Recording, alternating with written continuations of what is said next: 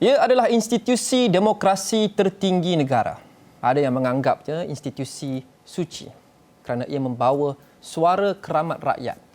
Tapi jika dulu perdebatan banyak berlaku di dalam parlimen mengenai isu-isu rakyat, hari ini perdebatan banyak berlaku di luar parlimen berkenaan parlimen.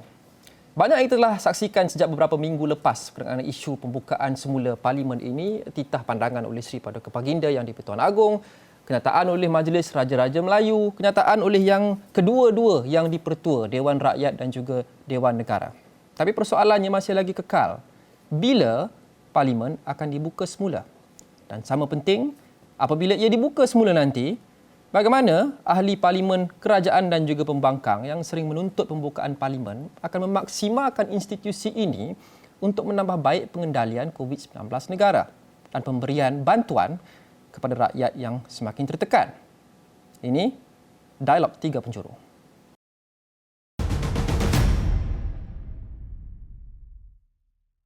Malam ini saya disertai oleh 3 tetamu. Pertama sekali Datuk Zuraidah Kamaruddin adalah Menteri Perumahan dan Kerajaan Tempatan dan juga Ahli Parlimen Ampang. Senator Yusmadi Yusof adalah Ahli Dewan Negara dan Dr. Chandra Muzaffar, penganalisis politik. Assalamualaikum semua, selamat datang. Okey, kita lihat apa yang berlaku sejak beberapa hari lepas. 30 Jun, Seri Paduka Baginda Yang di-Pertuan Agong menerima menghadap kedua-dua yang di-Pertua Dewan Rakyat dan juga Dewan Negara. Kenyataan media kemudian dikeluarkan yang mengatakan bahawa Seri Paduka Baginda Yang di-Pertuan Agong telah menyatakan komitmen dan kesediaan penuh Parlimen Malaysia untuk mengadakan persidangan parlimen seperti yang dititahkan oleh Seri Paduka Baginda Yang di-Pertuan Agong. Dan Yang di-Pertuan Agong juga telah menjahirkan titah pandangan bahawa persidangan parlimen perlu diadakan sebelum 1 Ogos 2021 dan ini telah dimaklumkan kepada Perdana Menteri dan dicadangkan kepada Perdana Menteri agar satu persidangan khas diadakan sebelum 1 Ogos 2021. Ini adalah susulan kepada titah pandangan lebih awal daripada Yang di-Pertuan Agong dan juga kenyataan speaker dan kenyataan Majlis Raja-Raja. Saya mahu mulakan dengan Datuk Zuraidah. Jadi Datuk, ia telah pun diutarakan kepada Perdana Menteri. Adakah kita sudah mempunyai tarikh bila parlimen akan dibuka? Alhamdulillah, terima kasih Luqman ya. And the panel speakers, Putu Yusmadi dan juga Dr. Chandra, they are all my old friends. Jadi Alhamdulillah, so kita dah lihat tadi seperti apa yang dikasih intro oleh Luqman bahawa keadaan semasa ini dengan banyak pandangan daripada Yang di-Pertuan Agong, dari speaker, daripada Majlis Raja dan sebagainya, ada permintaan titah yang meminta bahawa diadakan parlimen secepat mungkin ya. Jadi kalau sekarang ni kita dah 30 Jun, we have only 1 month from 1st of August yang mana kita akan the ordinance darurat ya. So jadi walau bagaimanapun oleh kerana titah itu telah dibuat dan apapun kita boleh bersedia untuk membuka parlimen bila-bila masa saja asalkan kita mengikut perlembagaan dan undang-undang yang telah tersedia untuk persediaan pembukaan parlimen itu sendiri. Dan saya dipahamkan bahawa bersidang kalau mengikut standing order yang kita ada, parlimen itu harus bersidang secara fizikal. Ahli parlimen itu 222 ahli parlimen harus berada di dewan, dalam Dewan Rakyat itu untuk sesi parlimen. Dan kalau kita nak mencari kaedah-kaedah lain untuk bersidang, maka ada satu sitting khas yang mana kita harus pindah standing order ini untuk membolehkan kita sekiranya kalau kita nak buat hybrid ataupun cara-cara lain yang kita nak buat. Dan kita juga harus faham bila kita mobilize satu ahli parlimen 222 ahli parlimen ini, dan ia juga bermakna rantaian-rantaian yang bersama 222 ahli parlimen yang juga akan terlibat. Terutama sekali menteri-menteri dengan kementerian-kementeriannya, dengan pegawai-pegawainya dan dengan dewan-dewan rakyat dan juga semua kita voting, all be mobilized towards going to parliament.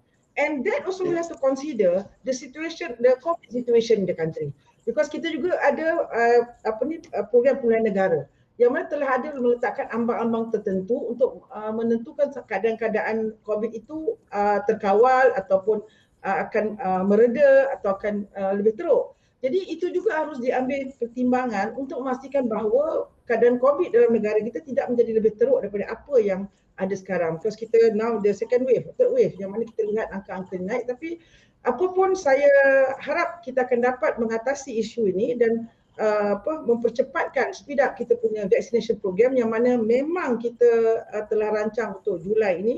Kita harap 14 juta vaccination akan datang dan dengan speed up percepatkan proses-proses vaccination ni ke seluruh negara, insya-Allah kita akan timing untuk COVID dan juga timing untuk buka parlimen itu akan mungkin sejajar dengan hasrat yang telah disampaikan oleh Yang di-Pertuan Agong. Dan kita dengar juga Minister of Law kita, Datuk Taqiyuddin juga menerangkan bahawa perkara-perkara perlembagaan itu harus diikuti, harus dipatuhi seperti notis dan soalan dan sebagainya itu. Jadi kalau itu semua fit into the timing as per yang diperlukan atau yang dikehendaki, jadi tidak ada masalah untuk kita bermula bersidang di Parlimen, insya-Allah. Okey Datuk, antara yang dititahkan dari segi pandangannya dan disebut dalam kenyataan Istana Negara lah Yang di-Pertuan Agong menggunakan perkataan secepat mungkin dan juga segera. Ini mungkin diperdebatkan sedikit kerana ada yang menakrifkan istilah secepat mungkin itu dengan cara berbeza. Mungkin pembangkang define dengan cara lain, kerajaan dengan cara lain, mungkin akademik seperti Dr. Chandra define dengan cara yang lain. Jadi melihat kepada apa yang Datuk sebut sebentar tadi berkenaan dengan kes penularan dan kesemua 220 ahli parlimen perlu masuk ke Dewan walaupun kita ada cadangan sidang hybrid yang kita akan sentuh dengan lebih lanjut kemudian. Apa kriteria dan benchmark yang diletakkan oleh kerajaan untuk mengatakan bahawa okey, sekarang bila dah kriteria ni dah dipenuhi, boleh untuk sidang parlimen dibuka semula sama ada secara hybrid ataupun secara fizikal, kerana date yang diletakkan adalah masih lagi ada range sebelum 1 Ogos secepat mungkin. Jadi apa yang kerajaan lihat kriterianya dalam menentukan tarikh spesifik bila parlimen akan dibuka, Datuk? Sekarang kerajaan dalam pembuat persediaan apakah perkara-perkara yang harus mereka sediakan untuk parlimen bersidang, ya. So jadi contohnya the Law Minister Datuk Taqiyuddin telah menubuhkan 3 jatuhan kuasa yang akan meneliti beberapa perkara dalam persiapan parlimen itu sendiri. Jadi kalau saya lihat timing untuk kita memberi notis kepada satu sesi parlimen adalah selama 28 hari. Jadi from now till end of the month adalah just nice for the 28 days actually. So jadi ianya juga boleh menepati apa yang telah permintaan yang diminta oleh untuk diadakan dalam Ogos. So jadi saya for practical reason saya rasa ianya boleh dilaksanakan dengan dengan persediaan-persediaan yang tadi yang telah bermula, dan paling latest I think we can do it by mid of August. That should be the timing that we can do. But of course tadi saya sebut tentang ambang kes COVID dan sebagainya. Jadi itu semua akan ditertakluk dengan SOP yang kita nak pastikan bahawa kerana sidang parlimen ni harus berjalan sama ada ambang naik ke ambang turun ke, we still have to move on because itulah adalah arahan dan titahnya dan kita tengah dalam persediaan. Jadi oleh kerana itu persediaan kita itu harus menepati SOP yang insya-Allah tidak menjejaskan ataupun tidak mengakibatkan peningkatan jangkitan COVID itu, terutamanya sekali di dalam kompaun parlimen itu tersendiri dan dari petugas-petugas dan juga pegawai-pegawai yang terlibat dalam sesi-sesi parlimen yang kita akan adakan. Saya dengar Datuk cakap tadi selewat-lewatnya mid of August, selewat-lewatnya pertengahan Ogos bergantung pada keadaan semasa, tapi dalam kenyataan oleh Yang di-Pertua Dewan Negara dan Dewan Rakyat menyebut bahawa Yang di-Pertuan Agong telah menjadikan titah pandangan bahawa sidang parlimen diminta diadakan sebelum 1 Ogos 2021. Kita faham hak dan kuasa kerajaan, Perdana Menteri dan juga Kabinet. Tapi apa jawapan Kabinet Kerajaan dan juga Datuk jika yang dititah pandangan itu adalah 1 Ogos, sebelum 1 Ogos, tapi kerajaan mungkin melihat kepada pertengahan Ogos, adakah ia seolah-olah seperti ingkar? Dalam kenyataan itu juga sebut sebelum 1 Ogos dan tertakluk kepada perkara-perkara undang-undang yang mana kita harus tepati. Jadi di situ ada allowance sikit untuk kita memperlihatkan sama ada kita boleh sempat ke tidak dan atau tak sempat. Jadi di situ ada ruang yang mana diberikan sedikit allowance kalau ada perkara yang lebih sedikit rumit yang harus diselesaikan dan sebagainya. Jadi tidaklah mati kat situ 1 Ogos. Okey. YB Ismadi, respon kepada kenyataan itu dan apa takrifan pembangkang perkataan secepat mungkin dan segera ni, YB Ismadi? Terima kasih Lokman. Saya tak nak bercakap sebagai takrifan pembangkang. Saya nak bercakap takrifan perlembagaan. Kebetulan saya peguam kebetulan saya pun baca perlembagaan tu, yang menjadi rosak pemikirannya ialah apabila kita mengandaikan bahawa ordinans darurat ke-00 baru itu menggantung parlimen. Sebenarnya tidak. Sebenarnya yang dikatakan di fasa 14 iaitu, dia katakan di sini saya boleh baca, peruntukan yang merujuk kepada peruk itu, fasa 50 itu tidak berkesan. Dia tidak kata gantung. Apa maksudnya Lokman? Dia kata tidak berkesan maksudnya ialah 60 hari yang mana Yang di-Pertuan Agong perlu memanggil parlimen itu tidak terpakai. Tetapi fasa seterusnya mengatakan parlimen hendaklah dipanggil oleh Yang di-Pertuan Agong tarikh yang difikirkan sesuai. So diberi kuasa tambahan. Sebab itu kalau kita baca keseluruhan ordinans itu tidak membatalkan mana-mana peruntukan, malah dia memberi kuasa tambahan. Dia tidak menggantung parlimen. Sebab itu Lokman akan tengok di England contohnya Boris Johnson. Hari ini dia declare darurat, besok dia ke House of Commons, lusa dia ke House of Lords dan hari ketiga dia terus berjumpa Queen. Sebab tidak ada negara-negara mana di dunia ini yang menggantung parlimen. Sebab itu pertama sekali, itu yang pertama. Cara berfikir kita dah salah, dah rosak apabila kita mengandaikan parlimen itu digantung melalui ordinans darurat. Yang pertama. Yang kedua, kalau dalam konteks memanggil, okey, katakan sekarang saya berhujah bahawa hak memanggil Yang di-Pertuan Agong 60 hari tidak terpakai. Habis itu hak yang mana dia ada? Dia ada hak tambahan di bawah ordinans yang mana tarikh difikirkan sesuai di atas tujuan tertentu. Tujuan tertentu tersebut telah ada di dalam aturan 11.3. Aturan 3 Lokman, dia mengatakan bahawa majlis boleh memanggil mesyuarat sekiranya Perdana Menteri menyatakan bahawa terdapat, ayat dia apa dia pakai? Untuk faedah orang ramai, mustahak. Dengan itu ayat dipakai, hendaklah dengan serta-merta mengeluarkan pemberitahuan. Isunya sekarang ni ialah apabila bulan Januari, tak apalah, saya akurlah kabinet hari ini berpandangan perlu ada darurat. Itu pun kita tahu kali pertama darurat ditolak. Kemudian dipanggil. Okey. Ketika itu, sepatutnya kalau Lokman tanya saya, dah long overdue. Kalau fasal 150/3 untuk pengetahuan semua, ialah satu-satu fasal yang telah dipinda paling banyak sekali dalam sejarah perlembagaan Malaysia. Lebih pada 6 kali. Dan usaha pindaan tersebut ialah ke arah memperkuatkan kuasa eksekutif, yang mana pengkaji-pengkaji yang apa dia ni, saya tahu salah seorangnya adalah Datuk Cyrus Das buat tesis mengenai isu ini, ke arah memperkuatkan apa dia ni kuasa eksekutif, itu kita tahu. Tetapi persoalan dia tidak menggantung parlimen. So hari ini sebab itu saya agak pelik apabila kita bincang boleh tak Dewan Negeri bersidang, boleh tak Dewan Negara bersidang, boleh tak Dewan Rakyat bersidang. Perkara itu tidak ada. Isunya sekarang ini apa yang perlu dibuat oleh Perdana Menteri apabila Yang di-Pertuan Agong pertama sekali bulan Februari dia kata perlu bersidang. Dia cakap perlu bersidang, mari saja bersidang. Sekarang yang kedua pula dia cakap kena bersidang serta-merta. Hari ini pula kenyataan akhbar ini dia kata apa dia perlu bersidang dan dia juga telah beri tarikh sebelum 1 Ogos. Kalau saya jadi Perdana Menteri apa dia ni Lokman, atas ini saya akan menggunakan apa dia ni aturan 11 subsection 3 yang mengatakan bahawa saya Perdana Menteri apabila melihat kepentingan rakyat dengan serta-merta akan memberi pemberitahuan. So apa yang akan berlaku ialah pihak parlimen akan menjemput ahli-ahli parlimen. Pengalaman saya, Wabi Zaidah pun tahu, kita pernah bersidang untuk tujuan-tujuan khas. Contohnya, satu ketika kita bersidang mengenai isu Palestin.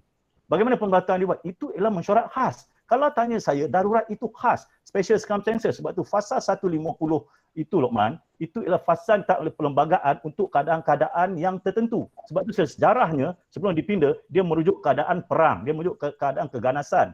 Sebab itu untuk public order ni dipinda selepas itu. Sebab itu kalau tanya saya Lokman, bila patut bersidang dah 3 bulan long overdue. Sepatutnya hari ini kalau kita cek balik dengan parlimen, saya tahu kadang saya sangat rapat dengan pegawai parlimen di sana, kadang-kadang kita perlu bantu mereka untuk benda-benda clerical ini, untuk hantar surat dan sebagainya. Untuk agenda Lokman tanya saya, apa perlu dibahaskan? Tak payah fikir benda baru. Pasal 150/3 kata apa dia? Selepas diisytiharkan darurat, 2 benda perlu dibuat dengan segera. Itulah perkataan dengan segera inilah niat perkataan asal di dalam perlembagaan sebelum yang dipinda. Niat asal memang dikata ialah apabila pengisytiharan darurat dibuat, 2 perkara kena buat. Pengisytiharan itu perlu dibahas serta-merta di 2 dewan. 2 dewan, dewan mana? Dewan Rakyat dan Dewan Negara. Lepas itu apa lagi perlu dibahas ialah ordinance. Dalam ordinance kita kena ingat ordinance ini terdapat 3 perkara yang sangat penting. Yang pertama sekali ada lebih kurang saya cek lebih kurang ada berapa? Lebih kurang 16 perkara yang telah diminta di dalam ordinance. Tetapi perkara yang paling penting ialah antaranya ialah penggunaan kumpulan wang amanah negara 5 bilion. Itu perlu dibahas. Dan di sini pula Lokman, saya lihat kita ni sekarang kadang-kadang tak perlu cari agenda baru. Agenda itu telah ditetapkan oleh perlembagaan. Persoalan kenapa kita tidak ikut. Yang malah di sini juga kalau Luqman tengok, yang apa lagi perlu dibahaskan. Saya agak ke depan sikit mengenai soalan ini, Luqman. Ya. Ialah sama ada efisien ataupun tidak kita punya jawatan kuasa khas tersebut. Itu perkara-perkara yang memang sehinggakan pasal dalam 150 tu Luqman. Dia kata apa? Kalau ordinance yang dikeluarkan itu pun kalau tak bagus dibincang di parlimen, ia boleh dibatalkan. Okey, YB, itu kita akan sentuh dengan lebih lanjut sebentar saja lagi. Kita habiskan bahagian ini dulu dan kita akan lompat masuk oleh dalam tu. Saya mahu pergi ke Dr. Chandra kerana Dr. Chandra sudah pun menunggu dengan begitu lama. Saya akan bagi two-parter question sebelum saya kembali kepada Dr. Zuraida dan juga YB Sumadi. Doktor, the first part adalah berdasarkan apa yang disebut oleh Dr. Zuraida dan juga Senator Yusmadi, adakah kerajaan sudah pun mengertikan, mentafsirkan dan melaksanakan perlembagaan dan undang-undang dengan betul dalam melaksanakan darurat ketika ini? Dan yang keduanya adalah bagaimana kita memastikan kerajaan ada accountability penuh selagi parlimen tidak bersidang? Dr. Chandra. Terima kasih. Bagi saya soal pokoknya bukan soal tarik dan soal-soal teknikal semata-mata. Kita sebenarnya gagal memberi tumpuan kepada isu utama. Dan apakah isu utama? Yang sebenarnya mentakrifkan sistem pemerintahan kita. Apakah soal utama ini? Yang timbul daripada perbincangan-perbincangan yang diadakan di beberapa pihak. Bagi saya, soal utama adalah sifatnya sistem pemerintahan kita. Sistem pemerintahan kita boleh disifatkan sebagai sistem pemerintahan constitutional monarchy. Dan apakah sifatnya constitutional monarchy? Yang paling penting, yang membezakannya daripada feudal monarchy. Yang membezakannya daripada aspek-aspek monarki yang lain. Yang penting, bahawa dalam constitutional monarki seperti Malaysia dan hampir semua negara atas bumi Allah ini, dalam constitutional monarki raja bertindak atas nasihat daripada kabinet. Itu jelas. Termasuk dalam soal ini tentang darurat, tentang soal sama ada kita nak pendekkan darurat atau tidak, ya, tentang tarikh kita nak tamatkan darurat dan sebagainya. Saya setuju dengan Yusmadi bahawa parlimen itu tak perlu kita reconvene dari satu segi kerana parlimen itu has been there all along. Tak jadi masalah. Tetapi soalnya tentang aspek-aspek di mana kuasa yang digariskan dalam perlembagaan begitu jelas tentu. Bahawa selain daripada tiga perkara yang kita tahu tiga perkaranya, pelantikan Perdana Menteri, pembubaran parlimen dan memanggil mesyuarat Majlis Raja-Raja. Selain daripada tiga perkara ini, raja berperlembagaan bertindak, setiap kali dia bertindak atas nasihat kabinet, termasuk dalam soal ini. Soal tentang darurat dan sebagainya. Kita harus pegang pada perkara ini. Perkara ini pokok. Sekiranya kita gagal, bermakna bahawa kita telah melakukan sesuatu yang mencabar sistem pemerintahan kita. Jangan lupa bahawa ini bukan soal yang termaktub dalam perlembagaan semata-mata. Pada tahun 1992, raja-raja kita sendiri, ya, 6 daripada raja-raja kita, tapi ini diterima oleh raja-raja yang lain, mereka telah menerima kod etika raja-raja. Kita dah lupa tentang dokumen yang penting ini. Kod etika raja-raja. Dalam kod etika dengan jelas ini raja-raja yang mencadangkan, yang dipersetujui oleh semua pihak. Dan pada masa itu Perdana Menteri Tun Mahathir dan salah seorang menteri kanan Anwar Ibrahim yang mewakili kerajaan dalam perbincangan-perbincangan pada masa itu. Kenapa ke perkara yang diterangkan dengan jelas bahawa kita mesti berpegang pada prinsip utama perlembagaan dan kedudukan raja-raja. Mereka ini adalah raja-raja berperlembagaan dan tiap kali mereka bertindak harus atas nasihat daripada kabinet. Okey, Doktor, melihat ini maaf Luqman, sedikit. Kerana saya nampak bahawa dalam perbincangan daripada beberapa pihak dan bukan ahli-ahli politik semata-mata, ahli akademik, aktivis, ya, profesional dan sebagainya, macam kita dah lari daripada soal pokok. Ya, tak perlu kita bangkitkan soal-soal yang lain, soal tentang menderhaka dan sebagainya, tak timbul langsung. Konsep menderhaka tak muncul dalam kita punya perlembagaan. Kerana kita tahu bila perlembagaan itu diubalkan dengan sengaja mereka tolak unsur-unsur judah. Supaya kita dapat melahirkan sebuah perlembagaan yang berdasarkan pada prinsip-prinsip perlembagaan moden. Itulah sebabnya kita harus pegang pada prinsip ini. Ya. Okey. Dan kembali kepada isu ini, ya saudara, isu yang kita menghadapi ini, bagi saya ini bukan masalah besar. Tak perlu kita mencipta satu keadaan di mana krisis perlembagaan berlaku antara raja pada satu pihak dan kabinet Perdana Menteri pada pihak yang lain. Tak perlu. Dan kita boleh elakkan ini sekiranya kita bertindak dengan baik. Kalau kita kembali kepada dua dokumen yang baru dikemukakan kepada khalayak ramai. Pertama, daripada istana, selepas mesyuarat dengan yang di-Pertua Negeri, yang di-Pertua Parlimen dan Presiden Dewan Negara. Dan kedua, statement daripada dua-dua tokoh kita ini. Kalau kita lihat pada dua statement ini, pada saya ini ada titik pertemuan. Ada titik pertemuan bahawa pada prinsipnya dua-dua pihak setuju bahawa kita mesti mengadakan persidangan parlimen. Okey. Doktor, Tentang dia punya bentuk itu boleh kita bincang sedikit. Mungkin kita buat persidangan yang lebih bersifat teknikal mulanya sebelum tarikh 1 Ogos kerana soal kesuntukan masa dan sebagainya. Dan selepas itu kita mengadakan persidangan penuh. Tidak ada masalah. Ya, kita boleh selesaikannya dengan mudah. Okey, terima kasih doktor. Saya mau kembali kepada Datuk Zuraida. Idea berkenaan dengan sidang parlimen secara hybrid ini diapungkan dan semakin gaining traction, semakin rancak perdebatan berkenaan dengannya. Kalau kita lihat kenyataan oleh kedua-dua yang di-Pertua Dewan pun pada 25 Jun lepas mengatakan bahawa mereka terbuka kepada idea tersebut. Mereka sedang melakukan segala persediaan untuk membuat sidang parlimen secara hybrid. Malah sudah pun menubuhkan satu jawatan kuasa khas untuk melihat kepada kesediaan parlimen untuk menjayakan sidang hybrid ini. Difahamkan kesemua 220 ahli parlimen sudah pun divaksin.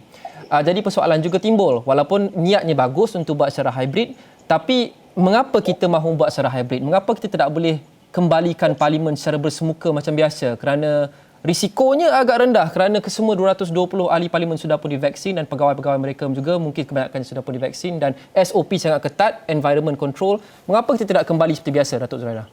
So what saya faham bahawa dalam standing order tu kita must be physical. Kita mesti ada di situ di Dewan Rakyat untuk bersidang. Jadi ada cadangan-cadangan untuk hybrid, memandangkan negara lain dan sebagainya.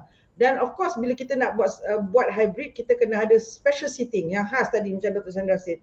To say sidang khas untuk say how do you want to go about to doing the hybrid whatever. Kalau dipersetujui dalam sidang parlimen itu, sidang itu, dan makanya dia akan angkat untuk implement untuk seterusnya. Tapi coming back to your Luqman question yang mengatakan bahawa kita 222 ahli parlimen sudah divaksin dan sebagainya. Betul, saya pun sebut 222 tapi ianya melibatkan perkara-perkara lain dan perkara keadaan semasa ketika itu. Jadi yang ini yang kita tertaklukkan diri kita dengan SOP. Ya. Jadi kalau SOP itu memang membenarkan 222 dan membenarkan mereka berada di pekarangan parlimen dan separuh masuk, separuh dekat luar ataupun berganti gilir masuk. Mungkin itu ada perkara yang mereka akan bincangkan the mechanism untuk memastikan bahawa kita selamat di dalam Dewan Rakyat itu dan tidak menjejaskan lagi kita punya prestasi dalam untuk kontrol, mengekang penularan COVID ini. Okey, dialog tiga penjuru berhenti rehat seketika. Kita kembali selepas ini.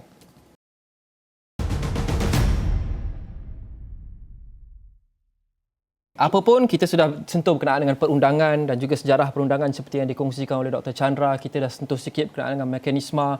The bigger picture yang penting adalah parlimen adalah institusi untuk membawa suara keramat rakyat. Itu yang paling penting. Jadi medan suara rakyat dan pada ketika ini terlampau penting kerana kita harap parlimen apabila dibuka semula nanti dapat mengukuhkan lagi solidariti kita untuk memerangi COVID-19 dan juga memastikan pada masa yang sama tidak ada pihak yang cuba mencapai agenda politik ataupun mengambil kesempatan. Saya akan pergi kepada YB Sumadi selepas ini, tapi sebelum itu saya nak pergi kepada Dr. Chandra dulu, kerana Dr. Chandra baru-baru ini pernah mengatakan doktor tidak yakin bahawa semua 220 ahli parlimen akan memanfaatkan sidang parlimen untuk bahaskan permasalahan rakyat dan krisis COVID-19 semata-mata.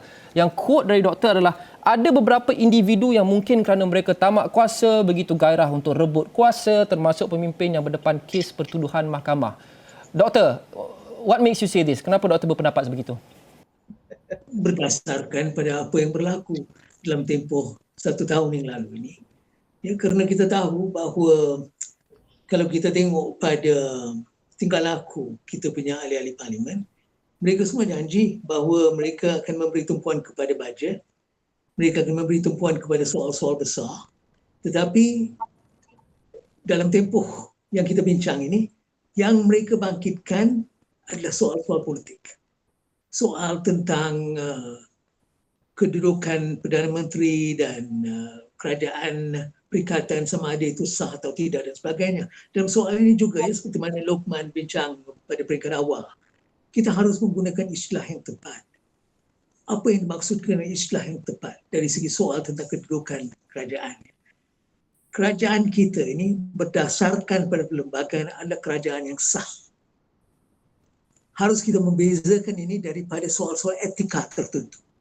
Soal-soal etikanya bahawa yang dipilih dalam pilihan raya adalah Pakatan Harapan. Tapi yang memerintah sekarang adalah kerajaan lain. Itu berhubung kait dengan soal etika. Tetapi soal undang-undang, perlembagaan tak ada masalah. Kerana cara Perdana Menteri itu dipilih, dilantik, dan proses-proses yang berhubung kait dengan kedudukan beliau itu tak ada masalah. It's legal. It is not a matter to be debated. It is legal. Sekiranya legal, we don't have to raise this question anymore. Yang menjadi persoalan, if you want to raise this question, soal tentang does he have the majority? Itu soal lain. Does he have the majority itu soal yang mungkin dapat ditentukan melalui undi, tetapi kedudukannya tidak tergugat kerana mungkin in the course of 2 bulan, 3 bulan, he has lost his majority. Kita tak tahu, ya. Tetapi there is a separate question. Kita macam dah terkeliru dengan isu-isu ini. Ya. So we are dealing with a legal government. There are certain ethical issues that we have to separate from the government, like in any other case. Kalau kita nak bincang tentang soal ini, ya, di Malaysia, dah berapa kali ini berlaku? Di Terengganu pada tahun 1961, di Sabah pada tahun 1994, berlaku di Perak pada tahun 2008. yang kerajaan diganti dan sebagainya. Tapi yang paling ketara, kalau kita tengok pada Barisan Nasional kerajaan pada tahun 74 dan selepasnya, tetapi pada tahun 69 tak wujud parti yang bernama Barisan Nasional. Tak ada parti yang bernama Barisan Nasional. Barisan Nasional adalah satu creature yang wujud daripada pergolakan politik antara 69, 71 dan 74. Okey, Doktor. This is not an issue. So bermakna, ya saudara, harus kita terangkan ini supaya kita benar-benar memahami dan supaya kita beritahu apa yang kita menghadapi ini. Ini bukan soal tentang legitimasi kerajaan lah dan sebagainya, backdoor dan sebagainya. Kalau begitu, ya banyak benda-benda ini berlaku sepanjang sejarah. So that is not the issue. Isu yang kita menghadapi sekarang, whether Prime Minister commands the majority. Tapi yang lebih penting, do we want to menyelesaikan isu ini melalui parlimen ini ataupun kita nak memberi tumpuan kepada cabaran-cabaran utama yang kita menghadapi sebagai bangsa dan negara. Iaitu soal tentang kesihatan, soal tentang ekonomi. Pada hematnya soal-soal ini jauh lebih besar daripada soal tentang majoriti Perikatan Nasional. Itu kita akan sentuh, itu antara topik utama kita akan sentuh sebentar saja lagi. Itu fokus perbincangan kita pada hari ini. Tapi sebelum itu saya kira adil untuk saya bagi YB Sumadi beri respon. Dan saya selitkan sekali dengan soalan saya, YB Sumadi. Ada beberapa pihak dalam gagasan pembangkang telah pun memberi, dan juga kerajaan UMNO sebagai contoh, memberi komitmen dan janji bahawa mereka tidak akan mengusul atau menyokong undi tidak percaya apabila parlimen dibuka kembali nanti. Nombor satu, adakah ini janji mutlak juga oleh pembangkang bahawa sekurang-kurangnya dalam tempoh COVID-19 ini mereka tidak akan pesu undi tidak percaya kerana ia mungkin akan menunjukkan ketidakstabilan. Dan nombor dua, bagaimana rakyat dan semua orang boleh percaya bahawa pembangkang nak buka parlimen ini semata-mata memang ikhlas untuk memperjuangkan dan memperdebatkan isu-isu kebajikan rakyat dan bukan menggunakan kesempatan ini untuk agenda politik. YB Ismadi.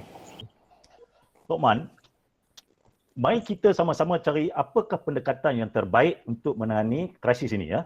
Dan ingin saya tegaskan bahawa Parliament has its constitutional role in the event of crisis. Sebab itu perkara itu kena faham. Kita tidak boleh menindakkan institusi parlimen di dalam krisis. Sebab itu Fasal 150 terwujud membayangkan keadaan-keadaan krisis. Sebab itu sehinggalah berkembang sehingga krisis COVID-19 yang tak pernah dibayangkan. Pun dikatakan ditafsirkan masuk. Itu satu. Persoalannya, adakah apabila timbulnya suasana krisis sebegini, hak-hak berperlembagaan yang lain juga diangkat? Ujar saya tidak. Kenapa saya cakap macam tu? Contoh Lokman, kajian yang dibuat oleh satu universiti Seoul, Stanford University, menggambarkan salah tiga perkara yang akan menentukan kejayaan menangani krisis ini ialah tiga.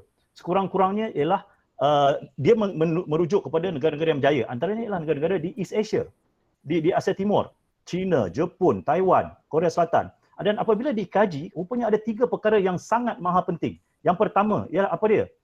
The state capacity, iaitu capacity state itu. Ia menggambarkan kita punya health system dan sebagainya. Itu di Malaysia saya kena akur bahawa sistem kesihatan kita agak baik. Saya kena akur. Perkara yang betul, saya kena betul. Adakah ianya cukup baik? Tak cukup baik untuk menangani krisis ini. Kedua, yang diketengahkan, yang indikator yang bersamaan yang mana berjaya ialah apa yang dipanggil sebagai social trust. Social trust ni dia ada dua. Satu yang bersifat vertikal, satu bersifat horizontal. Yang bersifat vertikal tu ialah trust terhadap political leadership. Itu Lokman, negara-negara yang mana trust to the political leadership rendah, itu kebanyakannya gagal. Tetapi yang menariknya ada yang bersifat horizontal, iaitu social trust rakyat, citizen to citizen. Di sini Lokman, kita tengok, kita kena berterima kasih dikala trust to the vertical itu yang kepada pimpinan itu amat berkurang. Sebab tu hari ini Lokman pun tahu macam-macam lah di dalam sosial media ini. Yang terbaru yang saya juga kagum kepada rakyat Malaysia ni, dia buat bendera putih. Dia sendiri nak cuba selesaikan masalah dia. Jadi apa maksud Lokman? Trust rakyat dengan rakyat tu tinggi, tapi trust rakyat dengan pemimpin, dengan pimpinan politiknya rendah. Kalau itu yang berlaku Lokman, perkara itu perlu diselesaikan. Kenapa cakap macam tu? Tidak ada satu bullet yang mana kita boleh selesaikan sekiranya trust to the government itu tidak diselesaikan. Okey. Balik kepada isu apa dia ni, vote of no confidence. Lokman, ini bukanlah perkara baru. Perkara ini telah diusulkan di dalam Dewan secara berperaturan, bukan oleh pembangkang. Ia diusulkan juga oleh orang UMNO. Tengku Razali sendiri daripada awal mengatakan bahawa perkara ini perlu diselesaikan. Ini bukan kata perkara yang kalau kita bersidang baru nak masuk. Dah masuk banyak, kalau seingat saya, kiraan saya melebihi daripada 10. Jadi persoalan saya, kalaulah saya jadi speaker hari ini, kita mahu seorang Perdana Menteri yang mana akhirnya sekali akan dipercayai trust tadi, vertikal ke horizontal ke, dia dapat dua-dua. Okey, horizontal dia tak dapat sebab apa? Sebab macam Profesor Chandra cakap tadi, sebab yang menang orang lain, yang dipilih orang lain. Itu dah menunjukkan bukan pilihan rakyat. Okey, apa jalan keluar Lokman? I want to sound a bit constructive. Okey, the design of our constitution telah mengadakan skema yang sangat baik. Apa yang dicadangkan oleh Dr. Chandra itu bukan perkara baru. Yang dia kata kita bincang dulu secara teknikal, kemudian kita bahas secara keseluruhan di dalam Dewan. Itu yang kita buat, kena kuatkan, kita select committee. Sebab tu di negara maju, benda-benda teknikal dibincangkan di peringkat select committee. Sebab itu saya sendiri Lokman dalam usaha yang kecil saya, ketika mana saya menjalankan reformasi Dewan Negara secara konsensus, secara muafakat, semua orang ada dalam tu. Pertama sekali kita buat di bawah fokus Dewan Negara, apa dia? Saya tubuhkan jawatan kuasa COVID-19. Ketika itu nama dia coronavirus. Lepas tu saya tengok apa lagi masalah kedua kita meruncing. Ialah masalah lompat parti. Jadi kita wujudkan jawatan kuasa kerja anti lompat parti. Yang mana diwakili oleh semua. Parti UMNO ada, Parti Bersatu ada. Ketika itu pun Kak Zuraidah, saya pun semua kita sama-sama boleh cek. Tetapi apa berlaku? Tukar saja kerajaan, mekanisme tersebut dihapuskan. Jadi dan kalau dalam konteks saya pula di Dewan Negara, kalau diandaikan kita nak orang yang melangkaui politik seperti yang dikatakan oleh Dr. Chandra tadi, Dewan Negara diwujudkan sebagai second chamber. Apa maksud second chamber? Sebagai mengimbangi semak dan imbang. Okey, dari segi amalan yang mungkin saya kata kritik itu saya kena terima. Dewan Negara hari ini saya perlu kerja kuat lagi melakukan reformasi di Dewan Negara sebab kita tahu ada yang katakan dia hanya sebagai rubber stamp. Tetapi hari ini ingin saya tegaskan bahawa perkara itu telah berkembang dengan baik. Isu kita GST tu kita expect keputusan dia lain. Isu maklumat palsu jadi lain. Isu tax tourism apabila negeri daripada Sarawak tak bersetuju, ianya dibatalkan. Diandaikan oleh perlembagaan di Dewan Negara itu siapa? Mereka yang cemerlang dari segi profession mereka, industri, kelompok minoriti. Dan macam saya sendiri, Lokman, menunjukkan saya ni dipilih oleh Dewan Undangan Negeri. Saya bukan suka-suka melantik diri saya. So kalau hari ini kerajaan hari ini menghormati bersekutu bertambah mutu itu, formula yang kita guna selama ini membina negara, formula itu juga yang akan kita gunakan untuk menyelesaikan COVID ini, bersekutu bertambah mutu. Okey, formula itu secara spesifiknya kerana rakyat di luar sana yang menonton mungkin mereka peduli sangat berkenaan dengan isu pembukaan parlimen, betul. Tapi main takeaway bagi mereka adalah okey, apabila parlimen dibuka dan jika parlimen dibuka, bagaimana pembukaan parlimen ini dan penyertaan pembangkang kembali ke dalam prosesi perdebatan dan sebagainya ini boleh menambah baik nasib hidup mereka dari segi pemberian bantuan kewangan, dari segi mungkin percepatkan vaksinasi. Bagaimana pembukaan parlimen boleh bantu improve effort kita yang untuk mengendalikan COVID sekarang. Jadi secara spesifik YB, sebelum saya bagi kepada Datuk lagi, apa yang pembangkang mahu lakukan atau mahu usulkan atau perubahan yang mereka mahu lakukan secara spesifik yang perlu dilakukan dalam parlimen dan tak boleh di luar? Okey, secara konstruktif, saya bukannya orang kata saya adalah Dewan Negara biasa saja, Lokman. Saya bukan menteri, tapi saya akan cuba jawab, Lokman. Kalau hari ini saya akan minta kuasa tu dari Pertuan Agong, lantik saya, dua benda pertama saya akan buat. Pertama kali, mari kita bahas mengenai pengisytiharan darurat tersebut. Sesuai tak sesuai. Kerana daripada awal pun dan Pertuan Agong agak khawatir mengenai perkara tersebut. Yang kedua, mari kita bahas apa yang ada dalam ordinance yang diminta 16 perkara tersebut tuntas ataupun tidak, efektif tidak. Sebab ada perkara yang dicadangkan oleh Dr. Chandra, betulkan saya sebelum ini, Dr. Chandra mencadangkan agar jawatan kuasa khas yang dilantik tersebut menyediakan laporan berkala dan laporan tersebut dibahaskan. Dr. Chandra, betulkan saya. Kalau itu bagi saya, itu pun bagus. Itu pun kalau Lokman tengok, itu adalah perkara dalam ordinance yang perlu dibahaskan. Efektif. Kalau Lokman tanya saya, jawatan kuasa tersebut itu perlu direvamp, perlu dilantik orang-orang yang bertenaga macam Lokman, macam saya yang akan turun ke Padang, Dr. Zuraidah dan sebagainya. Time sekarang ni, we have to be more robust and innovative. Kita cannot be apologetic. Sebab tu hari ni saya tengok di New Zealand, Perdana Menteri dia muda. Sebab tu hari ni saya tengok, hari ni kita tengok anak-anak muda berdemo dan sebagainya sebab dia orang tidak percaya kepada kerajaan. So bagi saya hari ni, kita libatkan mereka. So apa yang ingin saya cadangkan saya konstruktif, Lokman, kalau Lokman boleh pertimbangkanlah. Satu, majlis muafakat rakyat. Kenapa ni? Social trust yang ada sekarang ni horizontal. Rakyat. Yang vertikal ini sudah tak ada. Dan tak ada ni saya kena akus ni Wabi Zuraidah. Bukan kerana Wabi Zuraidah sangat. Sebenarnya semenjak BN takbir negara ni selama 60 tahun lebih. So the social trust of the people to the state, to the executive itu dah berkurangan. Dan sehingga defisit teruk sehingga berlakunya Sheraton move. Jadi perkara tersebut dibebani oleh Wabi Zuraidah dan kawan-kawan. Jadi di sini saya bercakap sebagai seorang yang bukan melihat saya nak selesaikan masalah melangkaui masalah yang ad hoc sekarang. Tak apalah yang kabinet sekarang nak jadi-jadi. Tapi poin saya ialah, okey, yang saya bayangkan apa yang akan berlaku di Dewan Negara, di Parlimen, Lokman, ialah satu jawatan kuasa khas interparliamentarian. Lokman, kita pernah buat dulu, Lokman. Saya beri contoh kat Lokman. Satu ketika kita buat even ASEAN Interparliamentary Caucus for Myanmar. Kita orang Malaysia. Kita buat agenda bipartisan. Menteri Persekutuan yang cadang. Kita terlibat sama-sama. Hari ini tidak ada pun jawatan kuasa khas COVID-19 pun di Parlimen. Dewan Negara pun yang saya buat pun dihapuskan. Dewan Rakyat pun tak ada. So, yang saya cadangkan ialah selain pada jawatan kuasa khas yang Agung buat tersebut, kita ada jawatan kuasa Parlimen. Kerana Dr. Chandra boleh bersetuju dengan saya. Antara fundamental principle di dalam bernegara ialah democratic accountability. Dan Gina Miller di House of Lords yang kalah. Saya ambil maklum bahawa kepercayaan itu sangat penting. Apa yang seperti yang YB sebut tadi, kepercayaan itu sangat penting pada institusi kerajaan dan juga penting juga untuk kita lihat lebih daripada selangkah ke hadapan. Kita lihat jangka masa panjang juga penting dan saya hargai cadangan-cadangan YB. Tapi mungkin pada ketika ini mungkin banyak rakyat walaupun secara ideal mereka mahu berfikir dari segi itu juga, jangka panjang dan sebagainya, tapi mereka juga pentingkan apa yang berlaku sekarang ini kerana mereka tidak ada makan sekarang. Mereka tak cukup duit sekarang. Mereka kena keluarkan cakap dengan korbankan jangka panjang untuk jangka pendek, ada rakyat yang keluarkan KWSP daripada masa depan untuk mencari hidup mereka sekarang. Jadi kita fokus pada yang mati ya, malang sekali. Jadi saya nak bagi Datuk Zuraida peluang untuk memberi respon. Antara cadangan Dr. Chandra, Jawatankuasa Khas Bebas Darurat 2021 buat laporan mengenai bagaimana prestasi kerajaan mengendalikan COVID-19, kemudian bentang dan bahas di Parlimen, dan juga idea YB Yusmadi Jawatankuasa bipartisan pengendalian COVID-19 ataupun apa saja nama rasminya nanti, melibatkan ahli Parlimen Pembangkang juga untuk bagi semak dan imbang kepada cara kerajaan mengendalikan pandemik sekarang ini. Adakah kerajaan terbuka kepada ini, Datuk, apabila Parlimen dibuka semula nanti? Dengan perkara ini, you like it or you don't like it, naturally it will come into place when you come open the Parliament. This topic will be the discussion of the day and it will be heated debate. Because inilah yang ditunggu-tunggukan oleh pembangkang. Jadi kita cakap pasal social trust tadi. Social trust actually, sekarang rakyat ni dah matang. Rakyat matang and for the first time kita ni berdepan dengan COVID as a global issue. Yang for the first time. Jadi ini bila rakyat ni dia matang, dia akan melihat bahawa bukan kerajaan, bukan apa, pemimpin keseluruhannya. Rakyat dah muak dah tengok.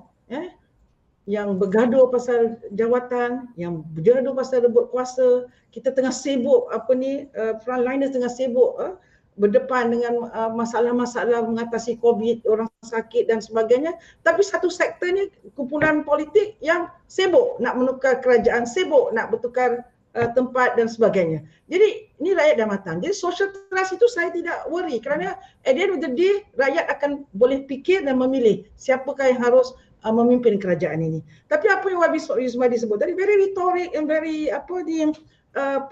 theatrical. Now we are looking forward. Bagaimana kita nak mengatasi. Jadi kalau inilah perbincangan yang kita bawa dalam Parlimen untuk memberikan cadangan apakah perkara yang lebih baik yang boleh buat, which actually now they can do it also, but we don't see them doing that.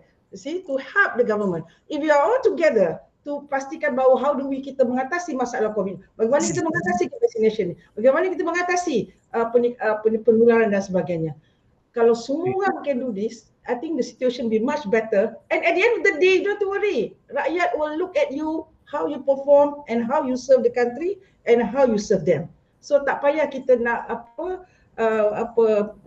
blaming the kerajaan, blaming this and that, but we yourself, our effort is most important to show that we are real leaders and we care for the rakyat. Datuk, berdasarkan prestasi kerajaan Perikatan Nasional mengendalikan COVID setakat ini, apa pemerhatian Datuk ataupun apakah anggaran Datuk berkenaan dengan persepsi rakyat terhadap kerajaan PN dan juga kepercayaan rakyat terhadap kerajaan PN?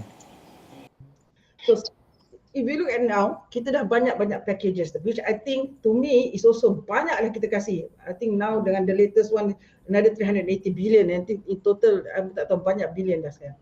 So, but this one, of course, the response, generally they're happy because dia nampak kerajaan cuba membantu mereka sedaya upaya. Sedangkan kita tahu, waktu kita mengambil alih kerajaan ketika itu, keadaan ekonomi negara memang tidak baik ketika itu. So, since 2018, okay? So, but we managed to do something and to get money out of where, I don't know, the finance people are doing it, and we managed to berikan sumbangan dan berikan program-program yang amat membantu. Dan the last pemulihan the last batch yang kita telah announce ini, iaitu program pemulih, this also satisfy a lot of sectors of the rakyat in the country, all walks of life. Jadi yang ini, of course, ada orang yang you can never 100% satisfied kehendak orang semua, which it can be done. Kat mana organisation pun tak boleh buat. Okey, itu kita sambung selepas ini. Dialog 3 Penjuru berhenti rehat seketika. Jangan ke mana-mana.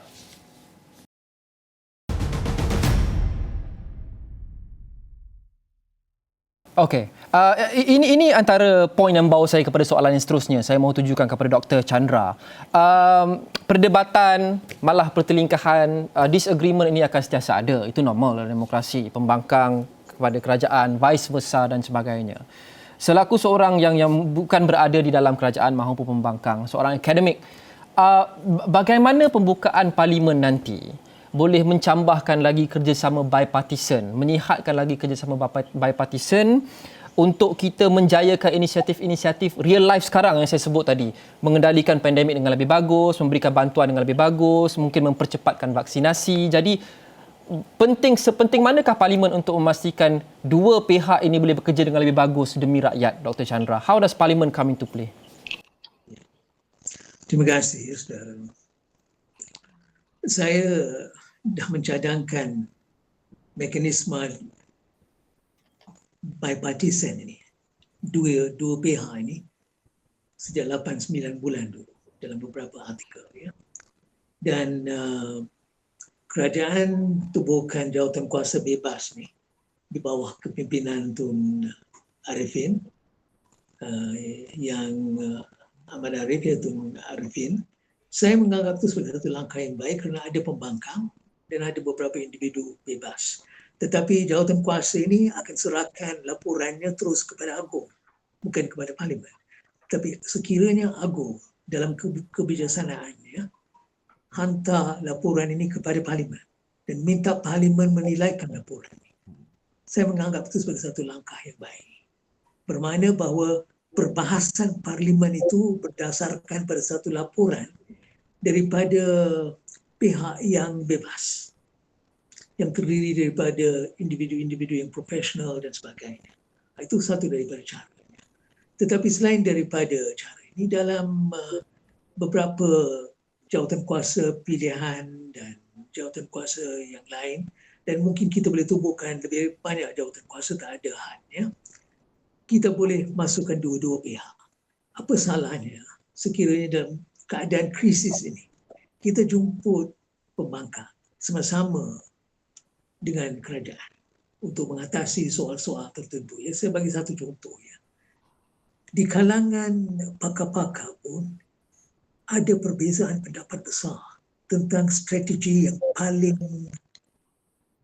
sesuai untuk mengatasi masalah infections yang meningkat ni, ya, jangkitan yang meningkat ni. Dan dua-dua pihak ada hujah-hujahnya. Kenapa kita tak boleh jemput kerajaan, pembangkang dan juga individu-individu yang lain? Kita macam enggan. Ya, yang saya maksudkan bukan pembangkang semata-mata. Ya. Pembangkang mungkin mereka tak mahu menyertai jawatan kuasa tertentu kerana mereka takut bahawa kredit itu bagi pada pemerintah. Tapi pemerintah pula, mereka juga takut pada pembangkang. Yang sekiranya pembangkang menyertai, nanti mereka gunakan itu sebagai satu platform untuk terus hentam kerajaan. Ya. Dua-dua pihak ini ada masalah. Ya. Tapi mungkin selepas jawatan kuasa bebas ini, serahkan laporan kepada Baginda Agong dan lepas tu dibahas oleh Parlimen, kita boleh tubuhkan beberapa jawatan kuasa ini, satu daripada cara dalam tempoh 3-4 bulan ini. Kerana saya punya pendapat bahawa tak ada cara lain untuk mengatasi masalah ini. Masalah defisit yang saudara bangkitkan, saudara Lokman bangkitkannya, tentang defisit trust. Sekiranya ada jawatan kuasa dan jawatan kuasa itu bekerja sebagai satu pasukan dan rakyat mereka dapat merasai bahawa mereka ini bekerjasama. Mereka ini boleh bersatu padu. Mereka boleh sama-sama membantu kita. Sekiranya ada perasaan ini di kalangan rakyat jelata, mungkin perubahan akan berlaku. Buat sementara waktu inilah. Ya. Tapi isu ini hanya boleh diselesaikan melalui pilihan raya. Pilihan raya tak boleh kita adakan sekarang dan mungkin dalam beberapa bulan, mungkin 1 tahun yang akan datang ini kerana keadaan yang menghadapi kita ini. Dan kita harus tunggu, sabar sedikit dan buat persiapan yang menguntungkan, yang memanfaatkan rakyat dalam beberapa hal. Dan bukan soal kesihatan semata-mata, soal ekonomi penting. Mungkin ada langkah-langkah yang telah diambil oleh pemerintah yang mungkin tak begitu sesuai.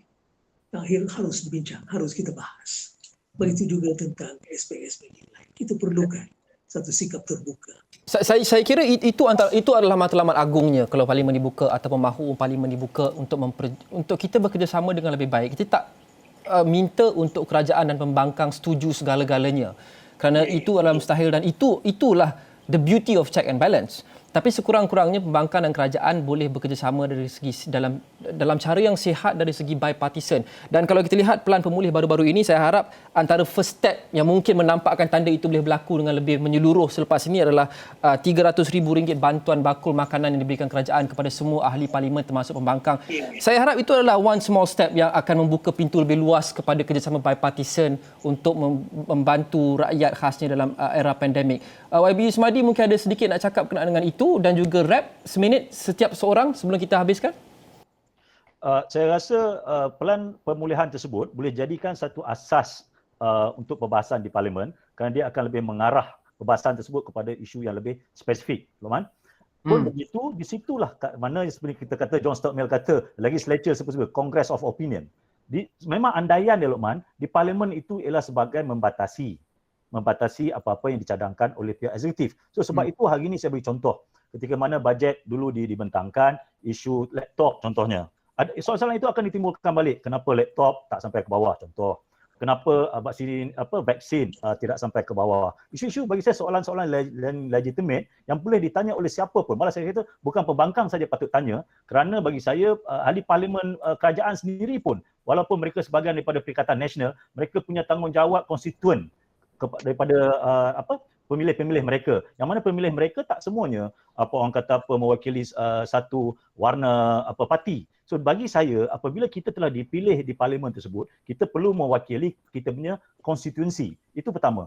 Yang kedua, yang saya juga nampak sepertinya lebih konstruktif bila saya tengok jawatan kuasa khas yang ditubuhkan oleh yang di-Pertuan Agong di bawah ordinan ini, dia hanya ada satu saja, Lokman, fungsi dia iaitu untuk menasihati. Is purely an advisory role. Mungkin di sini kita lebih bincangkan TOR dia itu ditambah.